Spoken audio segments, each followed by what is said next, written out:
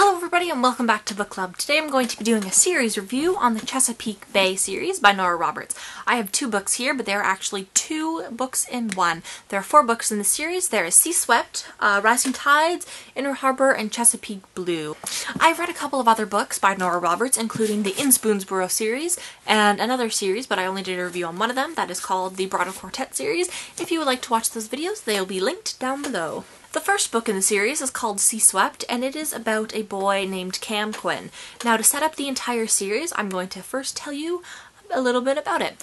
So the main series involves three boys who were all adopted by Ray and Stella Quinn, and now they are back after their mother had passed years in advance, but now their father is passing and they find out that he has adopted a new little boy named Seth, or he's in the process of adopting a new little boy named Seth, and now it is their responsibility to go through with the adoption process and make sure that this little boy Seth is fully a Quinn. Now with that aside, let's start on Cam's life. He is a boat racer slash car racer in Europe, and now he is back in St. Chris to help raise this boy.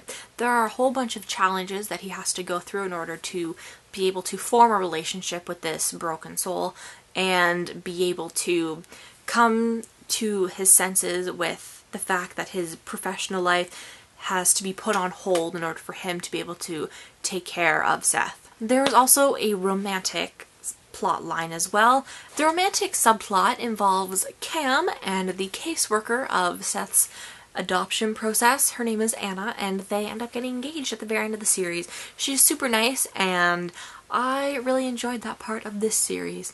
The other little subplot of this book is the fact that Gloria, Seth's mother, is coming around demanding money. They find out, the boys, that she had actually gotten money from Ray Quinn in order for him to take the boy out of the situation that he was in, and now she's back for more money because she bled that money like a whatever. That's pretty much the first book. I mean, there's a lot of other material to cover on that, but you're gonna have to read it yourself. Book number 2. Rising Tide. This book is all about Ethan Quinn, who is the second oldest, I believe, and he has lived in St. Chris pretty much his entire life, and he has a fishery type business where he goes out and fishes on boats for a living. At this point in the novel, he is already kind of settled into his life of taking care of Seth and being able to run his business, and they're really just building a relationship between him, Seth, and his brothers, and it's wonderful to see that kind of bloom and blossom and whatever. The romantic subplot is about Ethan and this girl named Grace, who is their housekeeper, and she has a daughter of her own. Her name is Aubrey. She's 2 years old, and in the end you find out that they also get engaged. Woohoo! It is awesome. And Grace and Anna become really good friends because you also get to see the book in their perspective as well. And that's pretty much all in book number 2. I can't remember too much about the Gloria subplot in that book, but there is another plot. They have a boat building business that they have decided to start as of, I think, the first book, and they are just getting all the property and everything all settled, and they're building their first few boats in that second book, which is awesome. Now the third book. This is all about Philip Quinn, who is the youngest brother, aside from Seth. He lives in one of the big cities around St. Chris. I can't remember what it's called.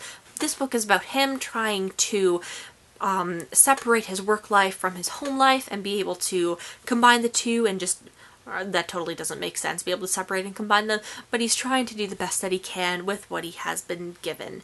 His romantic subplot is between him and this girl named Sybil, really weird name. She comes to town trying to look for answers about Seth because it turns out that she is actually his biological aunt.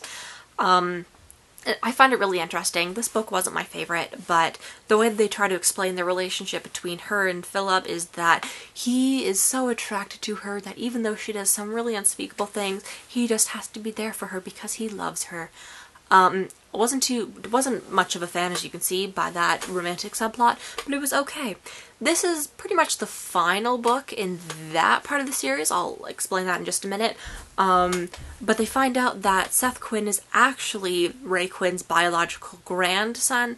Gloria, who is Seth's mother, was actually the daughter of Ray Quinn and her mother. They had a relationship before Ray Quinn married Stella, and he was unaware that he had another child.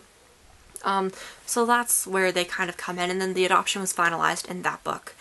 that is pretty much it for that book and that part of the series. The last book, called Chesapeake Blue, is all about Seth. There's a huge time gap between the first 3 books and this one. It is about 18 years, I think.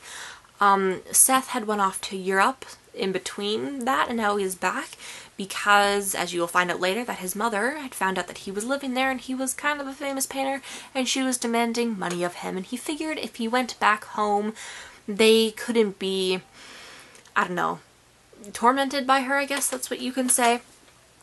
Yeah, I guess. His romantic subplot is between him and this girl named Drusilla. Really strange name, even more strange than Sybil. She is a very wealthy daughter of like a family that is involved in politics and are super rich. She owns a flower shop in St. Chris, and she falls in love with Seth, and they get together in the end, and that story was kind of, I don't know, I wasn't a huge fan of that subplot. Yeah, the last book, I don't know, it wasn't much of a read. Gloria does come back demanding money, and then the family sticks together, and they all get her arrested, and blah blah blah, and then, towards the very end, you find out that she burns down the boat building. Made sense to me. They, at that point, because it had been 18 years, they'd purchased the building, which is great, and I really enjoyed reading this book for the story that has been built upon from what was in the first 3 books. All 3 of the boys, the older boys, had kids. Cam and Anna had 2 sons. Ethan and Grace, aside from Aubrey, they had 2 more children. I believe it's a boy and a girl. And Philip and Sybil had 2 kids as well. I can't remember if they were boy and girl or boy and boy.